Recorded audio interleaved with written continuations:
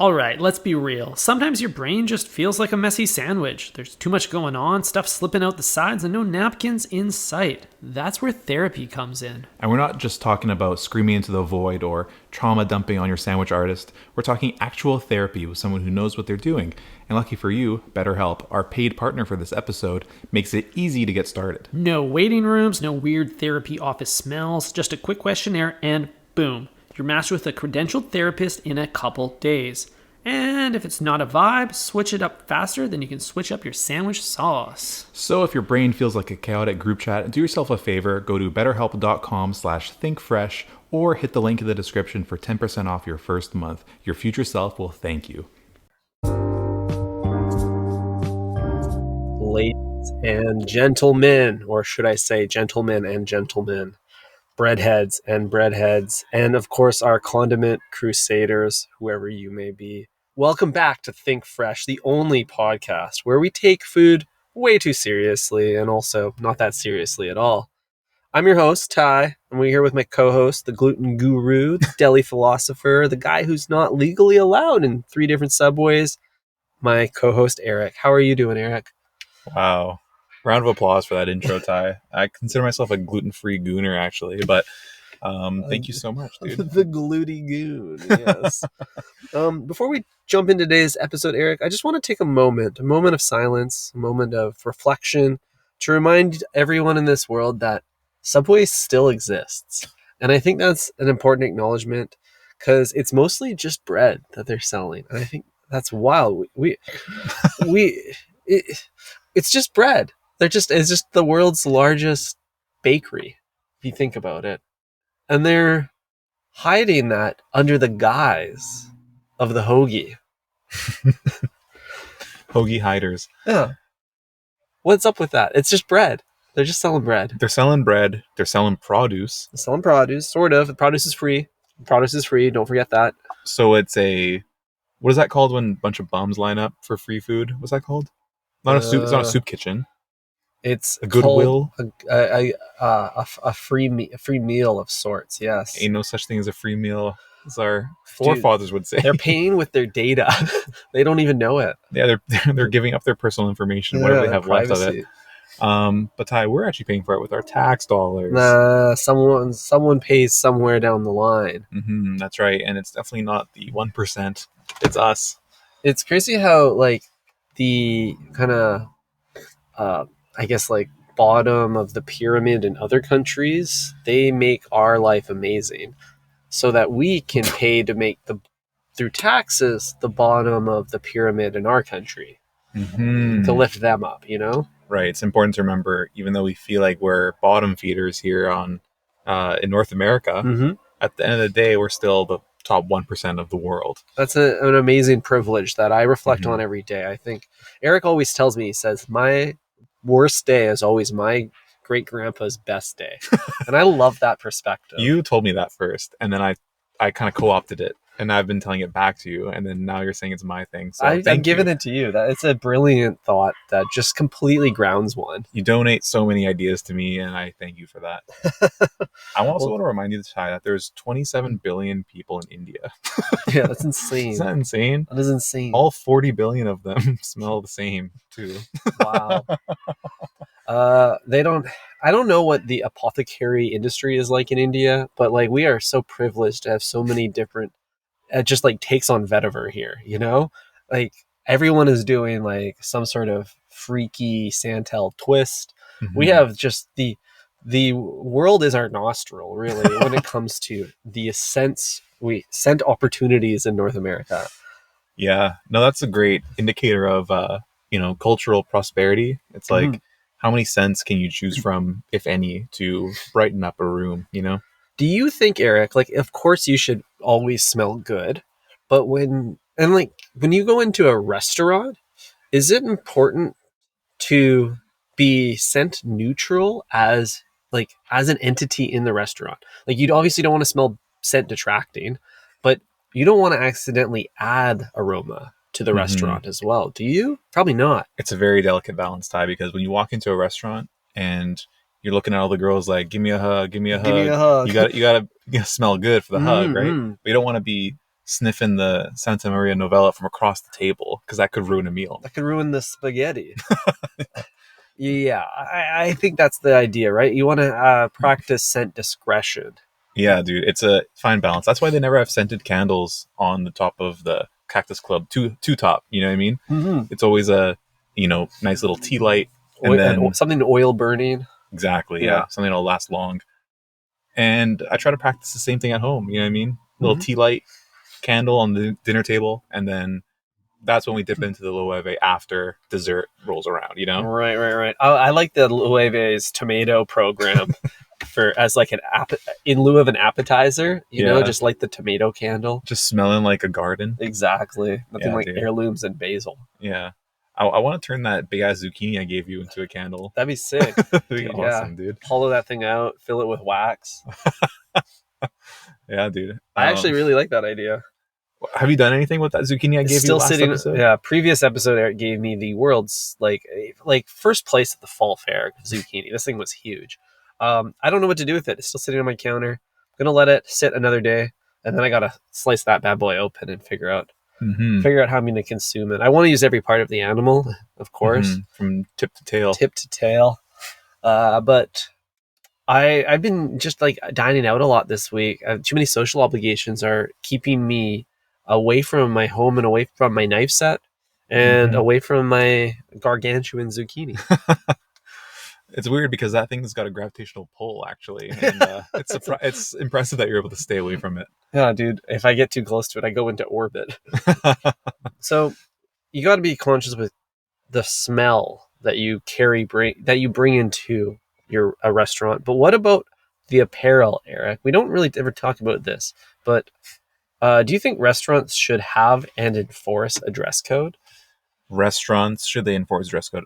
I think they should. I don't think Subway should. There's definitely a line where it's like, if I'm stepping in for a quick bite, I gotta be able to do that at any time, right? Maybe I need a shirt, but that's about it. Shirt and shoes, you know what I mean? That's pretty baseline level. Typical rule. Yeah. But if I'm going to a nice sit down restaurant, I don't necessarily want to sit somebody where I can see their dogs. You know what I mean?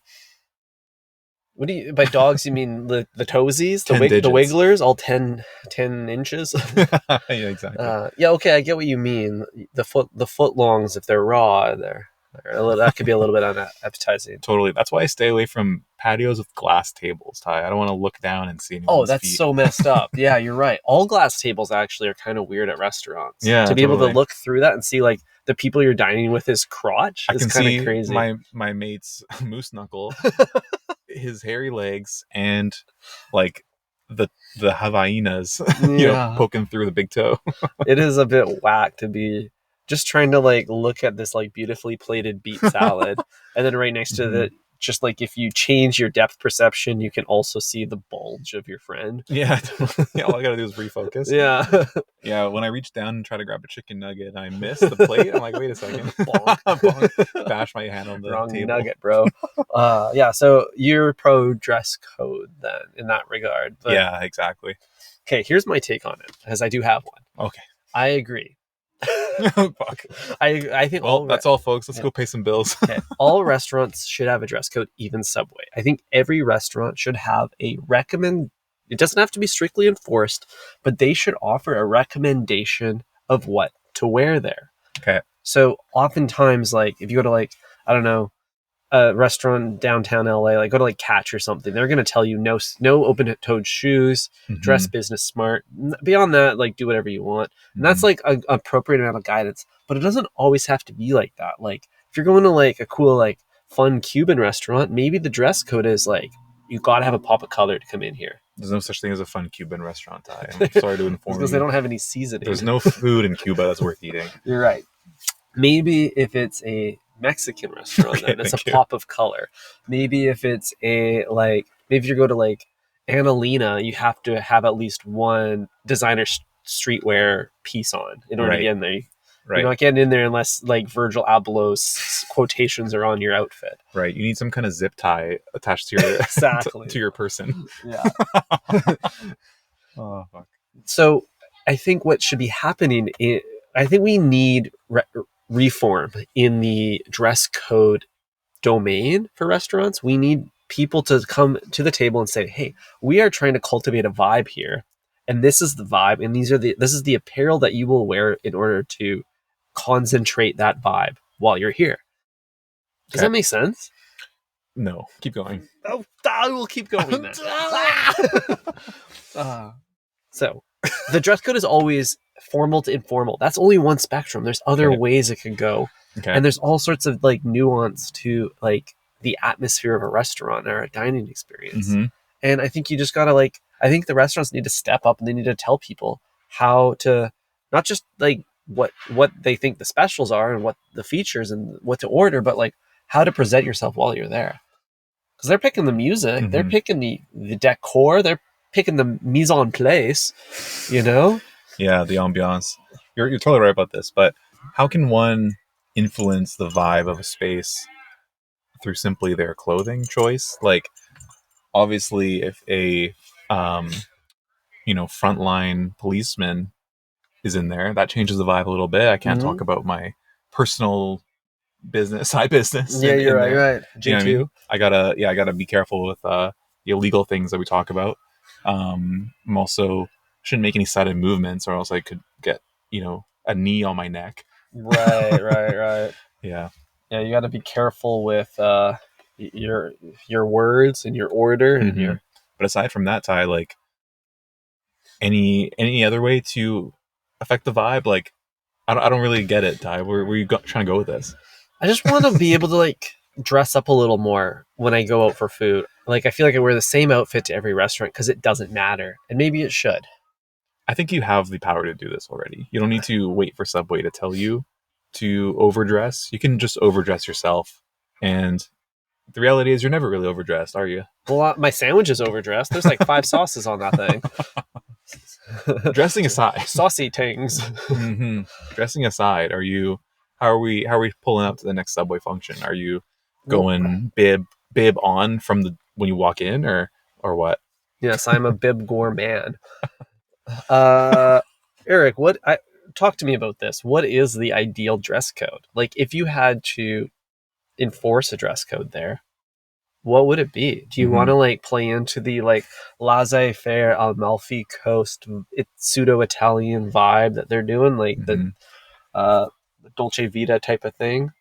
Or maybe it's the Milanese urbanite, like smartly dressed, khaki pants, like leather loafers. Mm-hmm. It should be like Pity Umo when you go in there. Yeah, maybe.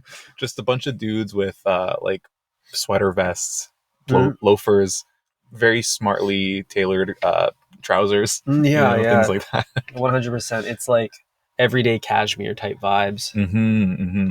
I mean, that's one direction you can take, but I'm thinking what might make more sense for Subway, Ty, is to lean into the Italian American Sopranos kind of vibe. You know what I mean? Okay. So what's a typical motif of the Sopranos?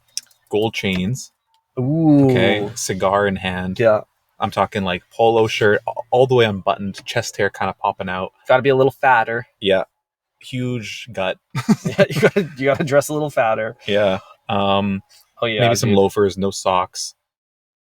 The sport mode is also kind of a cool Sopranos play. Like you're talking about kind of like the like if you're doing business, but there's also this kind of sport mode with the tracksuit and the white tank underneath the gold chain. That's a smart look. Totally. Yeah, you got to get the Prada Linea Rossa version, Yeah, totally. Put the nylon down and pick up the, what do you call it? Linea Rossa? Sounds like a Prada Sport. Sounds like collection. A Harry Potter spell. It's Italian. This is some whack ass. I'm looking at Sopranos pictures online of outfit inspiration, and yeah, this is so cool. They look like a bowling team. Who do you think you are? I am. So that is giving. That this is awesome. Energy. Like this is every option. You got this guy is like got the smart look of the t-shirt tucked in the Loro Piana trousers. The one homie on steroids got the real tight V-neck. This guy's literally wearing a shirt that's the pattern of like a roller rink. Yep. Like that's like the carpet of a Chuck E. Cheese. Yeah, or like a movie theater. Yeah. Yeah, dude. It's 90s kind of like sitcom style. It's great. I think that would be the ideal subway. You're absolutely right. Yeah. I And you know, misjudged. and you know the reason, Ty? It's because like any one of these T-shirts are just disposable. Mm. Like you can probably put them in the toaster and have them just get incinerated after your meal if you spill a little bit of sweet onion ranch on there. But if you got the like Loro Piana cashmere pullover, like that could be real dangerous if you get a little splooch on there. Yeah, no, totally. Like you want to wear like a really bad oversized suit that you copped at an estate sale, because Yeah. like you can just send her back when you're done. It's all Yeah. already like had a life. It's on borrowed time now. Yeah, you just leave it in the subway. Just taking all your clothes off at the end of the meal might actually be a good move. Yeah, some people like to loosen the belt loop after a foot long, but I think the move is to just get undressed completely. Yeah, dude, I'm not walking out of here with these clothes on. Like, I'm not bringing that energy and that aroma back into the civilian life. And the great thing is, you're never gonna be the first person to get naked at Subway. I wonder how many nudists a typical sandwich artist has interacted with. Oh God, That's a lot of salami. that's a lot of cured meat stuff. Oh fuck yeah. What else is going on, Eric? What else is going on? Well, Ty, I got into a pretty nasty shouting match on my bike ride the other day. You strain in the vocal cords? I wouldn't say I strained them. I would say I had to unclip furiously. Unclip? Unclip. Is that a metaphor for anger? It's a metaphor for disembarking my bicycle. Oh, so it's a literal metaphor. Yeah. You're unclipping from the pedal. Exactly, yeah. I was cycling on the roadway. As one does. Yeah, not taking advantage of the beautiful bike lane as our fellow gearhead was yelling at me about. Oh, okay. So we have a surplus of bike lanes here, but you're petro pilled. You like to ride with the whips. That's right, baby. I'm grabbing on to the guy's bumper, and catching a free ride up the hill. No, I was here. The thing is, Ty, where I live, bike lanes are a fairly new phenomenon. There's a few that have been around forever, but a lot of them are not connected very well. So like if you take a bike lane, eventually just come to a complete dead end, and then you got to like cross unsafely like 7 lanes to get to the next bike lane, or you got to like just bike on the street. Right. And that's just kind of the reality of where we're at. It makes sense. It's pretty patchy infrastructure. Totally. And kind I give like them TELUS. Yeah, Ty ran out of data today. Unbelievable. It's unbelievable. 2025. 2025. Run out of a data plan. 2025. I have to fucking spot this guy. Dude, it's so disgusting. Yeah. Hey, dude, there's nothing cringier in 2025 than asking to borrow the Wi-Fi password. Yeah, you're so lucky Bay wasn't in the room, because I would give her the ick for sure. Yeah, I gave myself the ick. I didn't even want to tell you, but I had to get this episode up and running. Yeah. But anyways, I decided to take the roadway and connect onto a different bike lane. And this guy swerves and cuts me off. And he's a cycle head too. He's also cycling. No, he's in a big body dually. What does that even mean? A truck with 6 wheels. Oh, I see. So yeah, big fucking truck, dude. He brought the metal to your pedal. Precisely that time. It was like if a rapist white van was crossed over with like typical subway enjoyers like main form of transportation, like a truck. That's the kind of like pickup we're talking about, like gotcha. White, old, smells like burning fuel. Cuts me off on traffic. Yeah. And then rolls down the window. He's like, "We have a fucking perfectly good bike lane. Why aren't you using it?" Whoa. And we're at the stoplight now, and I just get off my bike and like start fucking shouting at the guy. I was not having it, dude. This was, I kid you not, less than 5 minutes into my ride. Wow, what a way to start. I had gotten on my bike, pulled onto the road, stopped at the first light, and then fucking started screaming at someone. You had just enough time for the adrenaline of the pedaling to start picking up the heart rate. Totally. I wasn't able to fuel before my ride, but this gave me enough energy to kind of keep going. Well, let's walk through some of your debate points. Okay. Tell me about, like, in bullet point fashion, how you convinced him that you were in the right. Or unfortunately, he wasn't very responsive to my really well articulated points, Ty. But I was screaming in this guy's ear that the bike lane that he very much loves does not connect to where I need to go. And if I take the bike lane, then I have to wait at the crosswalk, cross the street, and then cross again 4 lanes of traffic with no light, no nothing, busy intersection and rush hour just to get back to where I wanted to go. Or I can simply hop onto the road for a good 5 minutes and then be where I need to be. Not to mention that the road width accommodates bikes and cars and trucks. Gotcha. There's no issue here. And the guy was waiting at a red light anyway. I could have kept going and passed him, but I decided to stop because I had time that day, Ty. Yeah, dude. I had some time to get into it. That seems like a pretty rational case you presented. Did you present it rationally or irrationally? I would say very irrationally, Ty. A little flustered? Yeah, I was not having it with this fucking redneck, dude. Yeah, I bet. And the guy I kept assuring that he was also a cyclist, and I kept assuring him that he was a fucking redneck. It was not my finest moment, but I think I got my point across. Yeah, dude. Sometimes it's hard to get through a conversation without making an incestual comment. Yeah, totally. Yes, I had a few choice words about his choice of living situation as well. But anyways, I was able to get away from that confrontation unscathed. That's good. You never know if they're packing any heat in the glove compartment, or like some hunting equipment, maybe. Yeah, it was kind of a cool. Yeah, that's a great point. If we were in Texas, I would not be stopping. No, I would just keep on rolling. Keep riding. You would never ride a bike in Texas. To be real here. No, dude, I would be in his truck. Yeah, but it was weird to bookend my ride with confrontation, and then on the way back, when I had stopped my bike ride, I got a nice compliment. No way. Somebody walked by and was like, "Nice bike, dude." No way. Yeah, that must have felt great. It felt great, Ty. It was great to end on a high note. Wow. And did you say I will pass the compliment along to my bike? No, I said, "Do you hear that, big guy?" And I gave it a little pat. You have a couple of pats on the seat. Yeah, that's cool. Good boy. Oh jeez. Yeah. Man's best friend is two wheels. Yeah, so that was chain. That was my night. I had a bit of a highs and lows. Yeah, exactly. For sure. High gear, low gear. Mm-hmm. Well, this is the thing. Like, this is your your underprivileged minority group is to be a cyclist. You know, for me, it's always been vegetarianism, but for you, it's the bike lanes. You know.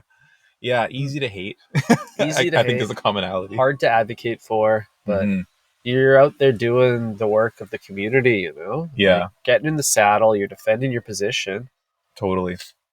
I mean, so often, Ty, when I'm out cycling, I understand why people hate cyclists. Like, you kind of like just adopt the really annoying shit that cyclists want to do, like not stopping at stop signs, taking the lane when there's no space on the shoulder, things like that. Riding on the sidewalk. I love riding on the sidewalk. Dude, if there's no fucking space on the road, I'm taking the sidewalk. Yeah. But in this case, no sidewalk. So only space. I was close to this guy's truck. He had plenty of room. I don't know why he was being a loser about it, but yeah, I can see why people hate cyclists, I'll just say. I think everyone hates the form of everyone hates all other people in transit. Like, when I'm in a car, I hate pedestrians, I hate cyclists, and I hate the other commuters. When I'm a pedestrian, I hate the people I'm walking around, the cyclists, and the automobile drivers. And it sounds like when you're a cyclist, you don't really... Maybe you like the other cyclists, but you probably are... As a cyclist, you tell me. Where do you stand with the other groups?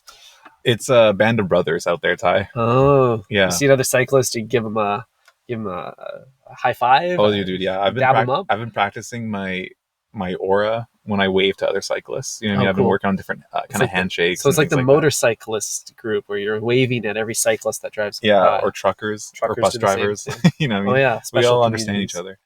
But yeah, when you're biking and you pull up to a red light with another cyclist there, you take a gander at what they're working with. You know what I mean? You ogle them? You ogle the carbon wheels. Really? You're like, look at that carbon fiber frame. Damn, slim. It's nice and slim. Yeah, you take a peek at the Garmin bike computer. Like, how many kilometers you clocking today? Right. Are you even clocking me, bro? Right. You're seeing their phone-mounted Strava app is open. Exactly. Yeah. I can see that they came all the way from Cyprus or something. You know what I mean? I see. Yeah. There's lots to talk about when you pull up to another cyclist. And do you rizz them up? You're throwing compost too? Because you're looking for some compost back. Oh yeah, dude. Whenever I like pull up next to an old lady on an e-bike, I let her know it's a beautiful day for a ride, and she's like, and she's always so happy to hear that. Oh yeah, I'm sure you're a hit with the e-bike community too. Yeah, oh yeah, dude. Especially the plus 60 crowd. Yeah. Yeah. That's a really interesting world to be in, where you're just fishing for compost, you're gassing each other up. Everyone's just happy to be in the saddle. Oh, dude, yeah. It's the best part of my day every time I get on the bike. Wow. But Ty, you're no stranger to that too. You're also famously a very prolific Mobi user. That's right. I'm a public bike share program enjoyer. Hell yeah, dude.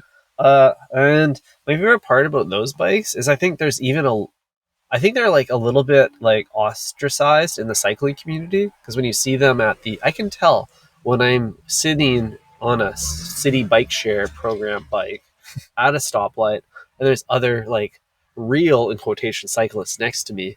I can tell that they're like, they don't want to engage me. They don't care about who I am. They know I'm a tourist in their purest world, and I'm okay with that. But because of that, I feel like I don't have to. The rules of the cycling road and the culture and the kind of principles, I don't have to abide by at whatsoever. Like even more so. Like I can cut people off and go the wrong way down one-way streets. I can do whatever I want. Right, you get a pass. You get a complete pass because you're just an idiot on a bike share. Like you're a complete loser idiot. Mm-hmm. And you kind of embody that kind of persona the minute you sit in that saddle. I think so too. But Ty, I'll say that I think you are a cyclist. You're part of the community as well. You know what I mean? We welcome you with open arms. Anyone who furthers the need for bike lanes or like pushes that pressure, places that pressure on our, people in power to implement more bike lanes, bike infrastructure, road safety in general. I think it's a great thing. So I appreciate that. Yeah, we got the DEI program in the cycling community is very inclusive. Mm-hmm. That's right. What's your take on unicycles? I saw one yesterday. No way. Like on a seawall? That's crazy. No, on Hastings. Okay, that checks out. Yeah. And in the e-scooter community, are you guys, is it a turf war with the scooters? E-scooters they can go. They gotta go, right? Yeah, they can go. They're crazy. E-scooters are not welcome on this part of town.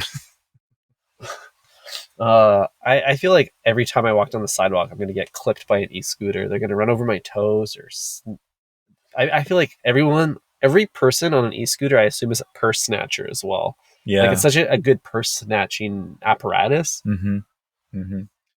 Yeah, I mean, usually I'm pro, like, I don't know, quiet and efficient ways to get around town, which the e-scooter is.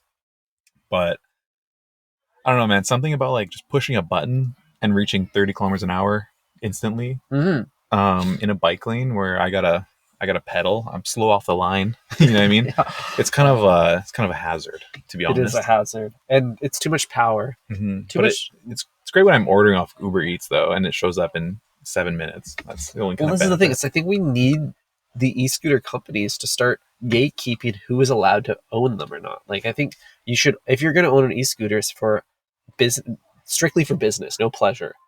I don't think people should be getting pleasure from these e-scooters. Yeah, that's a good point. I mean, there's too many like really fast ones. I think we gotta put a speed limit on. Cap them too. Yeah, because like at a certain speed, you should probably be on the road and not like terrorizing the bike lanes. And like, if any municipal body is listening right now, no one is doing anything about these things. But this is like our chance to like figure out.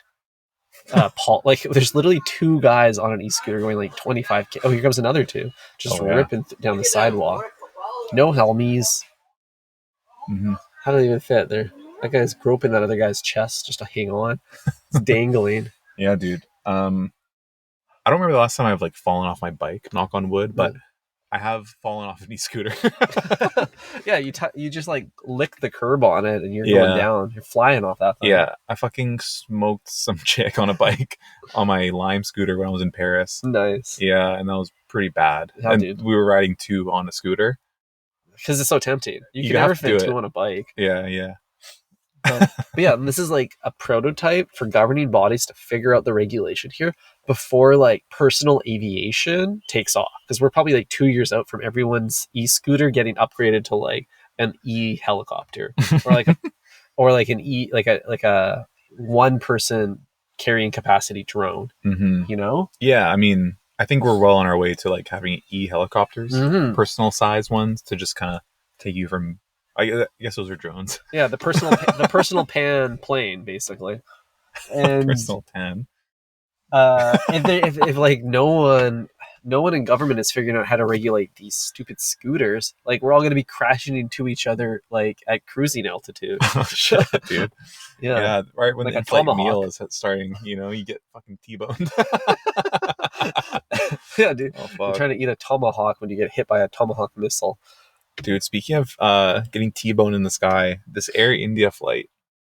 Oh yeah, the Air India flight Dude, that went down. We almost didn't talk about this. Yeah, so like, okay, there's lots to cover There's here. a lot said. But like the first thing I want to start with, Ty, is like, how come the building that it crashed into didn't go down? Interesting. Yeah, dude. No one's talking about No this. one's talking about how 787 could take down 2 World Trade Center towers, but not a 2-story building in fucking Bangladesh or whatever. It was immediately after takeoff. So perhaps we hadn't hit like Mach 2 at that Right. point, you know? Right. It was traveling full speed into Right. Trade Center Tower 1. They were still revving the engine. Yeah, this one was, they were still had their landing gear down, I think. I think so. So we could attribute it to that, or we could explore the conspiracies. I'd like to do the latter. Yeah, hell yeah. I think honestly, like maybe Indian building material is just a little bit more. Isn't India and like most of it a like earthquake zone? Maybe that plays a role. It is? I don't know I don't- anything about anything, dude. The only earthquake zone that I'm aware of is the one that we're in, Ty, the Pacific Ring of Fire. Is that what they call it? That's a crazy name. Is that what it's called? The Pacific Ring of Fire? Yeah, it's like the entire like circumference of the Pacific Ocean is like tectonic plates. That's why Japan has so many earthquakes. That's why the west coast of North America has You're right. And so many earthquakes. frequent earthquakes and active volcanoes, There you go. like Mount St. Helena. Yeah, so we got tons of those bad boys along that Ring of Fire. Yeah, that's a cool name. A little bit like over the top, Mm-hmm. but that's okay. Why is it over I the like the top? flavor. The ring, I don't know. It's like such a hellish term, you know. It implies it's very foreboding. It implies like a kind of a doomsday that we live in. Well, Which Ty, since we were little kids, they've been preparing us for Doomsday, which is when the big one hits here in BC. that's true. There's been a lot of like fear mongering around this thing, you know, predictive programming for this. Yeah, and Yes. I love how they keep saying like, "Oh yeah, it'll definitely happen. There's a 100% chance it'll happen in the next 2,000 years." Yeah, It's like, okay, great. Definitely need to drop everything yeah. for that. I have to live in fear now because of that. If it happens, it happens. Yeah. Also, it's like not my fault that you built so much infrastructure that's not earthquake proof. Yeah, like I haven't built any infrastructure. It's like I got no assets to protect here. Mhm. Everything we've built, Ty, is digital and will survive the Yeah. big one. Yeah, like even if a big earthquake hits, there will still be 450 Think Fresh episodes. You know, we're Minimum, we're yeah. in servers in every country. We got backups. Yeah, that's right. Do you ever think about like where all the internet is stored? Like this like random like nude pic that I sent. Where is that being held, you know? Right. Like it's on the dark web for sure. Yeah. But like where is that? Where's the hard drive, you know? So, a lot of people tell me it's not anywhere on Earth. It's in the cloud, which is, I'm assuming, up in the sky. Okay. Yes. But I think where- that's just a marketing term. So you don't think the cloud is in the clouds? You don't No. think it's just floating in the air? No. Yeah, you're probably right. I think it's on a server in like Saskatchewan. Didn't that happen when like fucking Salesforce went down? Like there was like an earthquake in like Washington or something, and then Salesforce. Oh no, they were like doing some construction, and they like chopped the cable, and then everyone's website went down for like 8 hours. I kind of remember that. Yeah. Turns out that I guess the entire internet is not in the cloud. It's just like It's buried under Capitol Hill. Yeah, simply tied together with cords. Yeah. I don't know, dude. I think like all of my tasteful news are just like sitting on a server in rural Pennsylvania right now, or like, Yeah. Where is Jared from again, actually? Is he from there? yeah, I think so. It's on Jared's laptop. It's on Jared's server farm, Dude. or like I don't know, like some Saudi Arabian like mega server farm. Mm-hmm. It's in like the sitting on a computer in the middle, one of those like black like pillars that they see in like the desert and like out just outside Dubai. Right, an obelisk. Yeah, an obelisk in the UAE has got all of our data. Yeah. That's That's a good crazy. question though. No one really cares. That's actually the crazy thing. Is like no one really knows where it is or cares where it is. No one's ever asked. No one's asking. And like, is there backups? There must be backups. Like, isn't that kind of weird? Like, you sent a spicy iMessage to your sneaky link, and like it's on your phone, it's on their phone, it's on like Tim Cook's like personal hardware. I don't really Yeah. know where else it is. Like, Yeah. it'd be really cool to like ping all the spots that this information is. Mm-hmm. That would be cool, I think. Yeah. Huh, interesting. There's also definitely a database of every single sub you've ever ordered and the cost of it and what ingredients you've consumed. I would love it if they pulled up the order history on that. Yeah, dude. I want to see my lifetime spend at Subway. How many inches? Oh, shit. How many times have you circumvented the globe? Like, they're like, yeah, you've had 7 football fields of sandwiches. Yeah, holy shit. And like, my body can process that. It's Mhm. insane. The human body's incredible.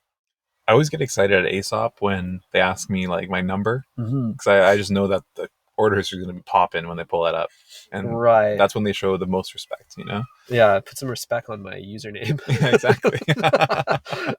You're so right, though. Like, you almost want to establish that credibility when you first enter. Like, this is a good use case for facial recognition. Mm. You walk into the apothecary, Mm-hmm. they use either a camera to catch your face Mm-hmm. or some sort of fan to pick up your signature scent. Either way, they ID you as Eric, Mm-hmm. and then they can service you the Eric way. Eric's way. Can we get Mike involved? Yeah. Mike's way. Mike's So whack. way.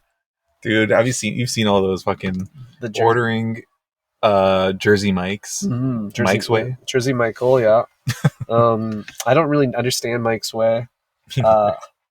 I don't question it. I don't question his philosophies. I just Mhm. don't understand it. Mhm. But there's a recent trend to find as many ways as possible to order something Mike's way.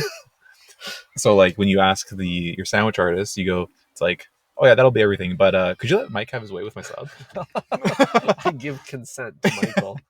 Yeah, tell Mike there is no safe word. Shit like that. Tell Mike he can have me in whatever way he wants. Yeah, have his way with me. Yeah, exactly. Interesting. Yeah, I've seen this. So what's Jared's way? That's the ultimate That's question. the ultimate question. The penultimate question. I don't know. What do you think it is? Well, it's fresh. It's young. It's equally fresh and unfresh. Yeah, he likes the baby spinach. Yeah, he's ordering the kids meal, making maybe taking like unsolicited pictures of your sub out back, Yeah. and then giving it to you. Yeah. Up the bun. He wants the up bun angle. Yeah, he's spreading the bun, taking a pig, and then putting it back in the wrapper. Yeah, he doesn't want to close those buns up. Leave it wide open. Little upskirt steak. Damn. Anyways, that's been an episode of Think Fresh. Yeah, another one for the books. Breadheads, thank you for listening.